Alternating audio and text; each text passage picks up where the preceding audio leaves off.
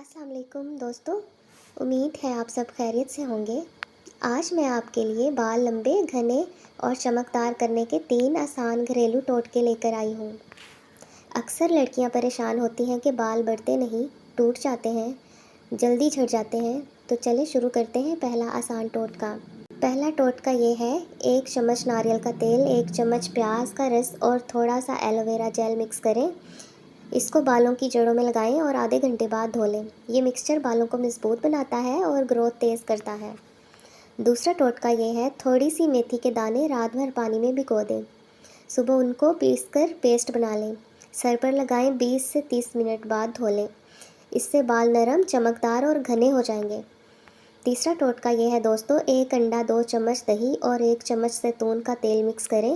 یہ قدرتی hair mask ہے، ہفتے میں 1 بار لگائیں، بال ریشمی اور لمبے اور مضبوط ہو جائیں گے۔ دوستو اگر آپ کو یہ ویڈیو پسند آئے تو لائک کریں، سبسکرائب کریں اور کامنٹس میں ضرور بتائیں کہ کون سا ٹوٹکا آپ کو سب سے اچھا لگا۔